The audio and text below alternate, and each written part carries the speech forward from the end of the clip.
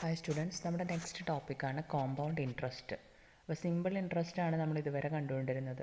അപ്പോൾ compound ഇൻട്രസ്റ്റിൽ simple ഇൻട്രസ്റ്റിൽ ഉണ്ടായിരുന്നത് ഓരോ വർഷവും നമ്മൾ അതിൻ്റെ പ്രിൻസിപ്പലിൻ്റെ ആ കറസ്പോണ്ടിങ് പെർസെൻറ്റേജ് ഇൻട്രസ്റ്റ്.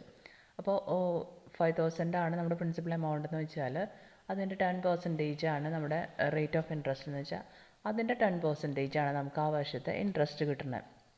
ഇനി നെക്സ്റ്റ് ഇയറിൽ വരുമ്പോഴും ആ ഇൻട്രസ്റ്റ് അത് അങ്ങനെ തന്നെ ഇരിക്കും. നെക്സ്റ്റ് ഇയറിൽ ഈ 5,000 തന്നെയാണ് വീണ്ടും ഇൻട്രസ്റ്റ് 10% കാൽക്കുലേറ്റ് ചെയ്യണത്. തേർഡ് ഇയറിലും ഈ 5,000 തന്നെ ആയിരിക്കും ഇൻട്രസ്റ്റ് കാൽക്കുലേറ്റ് ചെയ്യണത്. ഈ 5,000 എന്നുള്ള എമൗണ്ട്, പ്രിൻസിപ്പൽ എമൗണ്ട് ഒരിക്കലും ചേഞ്ച് ചെയ്യുന്നില്ല. ആ ഇൻട്രസ്റ്റ് അവിടെ കിടക്കുന്നുണ്ട്, പക്ഷേ അതൊരിക്കലും ഈ പ്രിൻസിപ്പൽ എമൗണ്ടിൻ്റെ കൂടെ കോമ്പൗണ്ട് ആഡ് ചെയ്യുന്നില്ല. കോമ്പൗണ്ട് ഇൻട്രസ്റ്റിൽ ഫസ്റ്റ് ഇയറിൽ നമ്മൾ 5,000 ആണ് ഡെപ്പോസിറ്റ് ചെയ്തതെന്നുണ്ടെങ്കിലും സെക്കൻഡ് ഇയറിൽ വരുമ്പോൾ ആ വർഷത്തെ ഇൻട്രസ്റ്റ് കൂടി അതിൻ്റെ കൂടെ ആഡ് ചെയ്യും.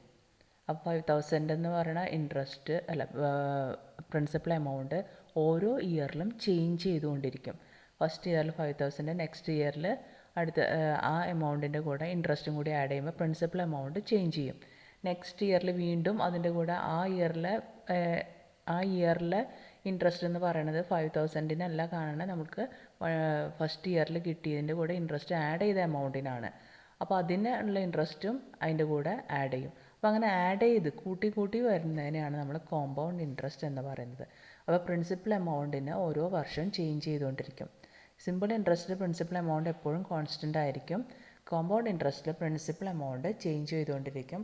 ആദ്യം 5,000 ആയിരിക്കും, അത് പിന്നെ അതിൻ്റെ കൂടെ ഇൻട്രസ്റ്റ് കൂട്ടിയിട്ടാവും, അടുത്ത വർഷം വീണ്ടും ആ ഇൻട്രസ്റ്റ് കൂട്ടിയിട്ടുണ്ടാവും. അപ്പോൾ അത് ചേഞ്ച് കോമ്പൗണ്ട് ചെയ്തുകൊണ്ടിരിക്കും. അപ്പോൾ നമുക്ക് വേണമെങ്കിൽ ഇങ്ങനെ ഒറ്റയടിക്ക് സിമ്പിൾ ഇൻട്രസ്റ്റ് കണ്ടുപിടിച്ച പോലെ 3 വർഷത്തെ ഇൻട്രസ്റ്റ് കണ്ടുപിടിക്കാൻ പറ്റില്ല, കാരണം പ്രിൻസിപ്പൽ എമൗണ്ട് ചേഞ്ച് ചെയ്തുകൊണ്ടിരിക്കുന്ന കാരണം. അപ്പോൾ നമ്മൾ എമൗണ്ടാണ് ആഫ്റ്റർ n ഇയേഴ്സിലെ എമൗണ്ടാണ് കണ്ടുപിടിക്കുക. അല്ലെങ്കിൽ നമ്മൾ ഓരോ ഇയറിൽ കണ്ടുപിടിക്കണം, പിന്നെ പ്രിൻസിപ്പലിൻ്റെ കൂടെ അത് ആഡ് ചെയ്യണം. നെക്സ്റ്റ് ഇയറിൽ വീണ്ടും പ്രിൻസിപ്പൽ ചേഞ്ച് ചെയ്തിട്ട് ആ ഇൻട്രസ്റ്റ് കാൽക്കുലേറ്റ് ചെയ്യാൻ നെക്സ്റ്റ് ഇയറിൽ അങ്ങനെ സ്റ്റെപ്പ് ബൈ സ്റ്റെപ്പായിട്ട് ചെയ്യണം. ഒറ്റയടിക്ക് നമുക്ക് ഇൻട്രസ്റ്റ് മാത്രം കാൽക്കുലേറ്റ് ചെയ്യാൻ പറ്റില്ല. അതിന് പകരം നമ്മൾ എമൗണ്ടാണ് ആഫ്റ്റർ n ഇയേഴ്സിലെ എമൗണ്ട് നമുക്ക് കാൽക്കുലേറ്റ് ചെയ്യാൻ പറ്റും. അരിത്തമെറ്റിക് പ്രോഗ്രഷൻ എന്നുള്ള ഇതിൽ നമുക്ക് എമൗണ്ട് കാൽക്കുലേറ്റ് ചെയ്യാൻ പറ്റും. അതനുസരിച്ചിട്ട് അതിൽ നിന്നാണ് നമ്മൾ എന്ത് കണ്ടുപിടിക്കേണ്ടത്, കോമ്പൗണ്ട് ഇൻട്രസ്റ്റ് കാൽക്കുലേറ്റ് ചെയ്യേണ്ടത്. കോമ്പൗണ്ട് ഇൻട്രസ്റ്റ് എങ്ങനെ കിട്ടാം? ടോട്ടൽ എമൗണ്ട് ആഫ്റ്റർ n ഇയേഴ്സിലെ എമൗണ്ട് കിട്ടും. അതിൽ നിന്ന് പ്രിൻസിപ്പൽ എമൗണ്ട് സബ്ട്രാക്ട് ചെയ്താൽ നമുക്ക് ഇൻട്രസ്റ്റ് കിട്ടും. അപ്പോൾ ആഫ്റ്റർ n ഇയേഴ്സ്, ഇപ്പോൾ 5 ഇയേഴ്സിലാണ് നമ്മളുടെ കോമ്പൗണ്ട് ഇൻട്രസ്റ്റിൽ ഡെപ്പോസിറ്റ് ചെയ്തതെന്നുണ്ടെങ്കിൽ ആഫ്റ്റർ n ഇയേഴ്സ് 5 ഇയേഴ്സ് കഴിയുമ്പോൾ നമുക്ക് കിട്ടുന്ന amount A = P × 1 + R/100 raised to n. നേരത്തെ മുമ്പത്തെ ഫോമിൽ എന്തായിരുന്നു? 1 + NR / 100 ആയിരുന്നു. ഇവിടെ P × 1 + R/100 raised to n. അതിൻ്റെ പവറായിട്ടാണ് n വരണത്. അതായത് 1 + R/100 അതിൻ്റെ പവറായിട്ട് n എന്ന് പറഞ്ഞ നമ്പർ ഓഫ് ഇയേഴ്സ്. അപ്പോൾ CI എന്ന് പറഞ്ഞാൽ compound interest = A - P. A എന്ന് പറഞ്ഞാൽ ഈ കിട്ടിയ എമൗണ്ട്, n ഇയേഴ്സിൽ കിട്ടിയ എമൗണ്ടിൽ നിന്ന് പ്രിൻസിപ്പൽ എമൗണ്ട് കുറച്ച് കഴിയുമ്പോൾ നമുക്ക് കോമ്പൗണ്ട് ഇൻട്രസ്റ്റ് കാൽക്കുലേറ്റ് ചെയ്യാൻ പറഞ്ഞാൽ A - P. അപ്പോൾ ഈ ഫോമുല കറക്റ്റായിട്ട് പഠിക്കുക, എഴുതുമ്പോഴും കറക്റ്റായിട്ട് എഴുതുക. 1 + R/100, അല്ലാതെ 1 + R/100 അല്ല, 1 + R/100 all raised to n. ഇതിൽ R ക്യാപിറ്റൽ ലെറ്റർ R എന്ന് പറയുന്നത് റേറ്റ് ഓഫ് ഇൻട്രസ്റ്റ് ആണ്, P എന്ന് പറയുന്നത് principal amount, n number of years. ഒരു പ്രോബ്ലം നോക്കുക. Find the compound interest on ₹24,000 for 2 years 5% per annum. അപ്പോൾ ഇതിൽ പ്രിൻസിപ്പൽ എമൗണ്ട് തന്നിട്ടുണ്ട്, നമ്പർ ഓഫ് ഇയേഴ്സ് തന്നിട്ടുണ്ട്, റേറ്റ് ഓഫ് ഇൻട്രസ്റ്റ് തന്നിട്ടുണ്ട്. കണ്ടുപിടിക്കാൻ പറഞ്ഞിരിക്കുന്നത് കോമ്പൗണ്ട് ഇൻട്രസ്റ്റാണ്, എമൗണ്ട് അല്ല, കോമ്പൗണ്ട് ഇൻട്രസ്റ്റ്. അപ്പോൾ കോമ്പൗണ്ട് ഇൻട്രസ്റ്റ് കാൽക്കുലേറ്റ് ചെയ്യണമെങ്കിൽ എമൗണ്ട് കാൽക്കുലേറ്റ് ചെയ്തതിന് ശേഷമാണ് നമുക്ക് കോമ്പൗണ്ട് ഇൻട്രസ്റ്റ് കാൽക്കുലേറ്റ് ചെയ്യാൻ പറ്റുള്ളൂ. അപ്പോൾ ഫസ്റ്റ് നമ്മൾ തന്നിരിക്കുന്ന വാല്യൂസ് ഒക്കെ എടുത്ത് എഴുതാം. PRN. Then A = P × 1 + R/100 raised to n. Then 24,000 × 1 + 5/100. Percentage എത്രയാണ്? റേറ്റ് ഓഫ് ഇൻട്രസ്റ്റ് 5% ആണ്. അപ്പോൾ 5/100 raised to 2. 2 എന്ന് പറയുന്നത് നമ്പർ ഓഫ് ഇയേഴ്സ്. Then 24,000 × 1 + 5/100 100. 5/100 എത്രയാണ്? 0.05.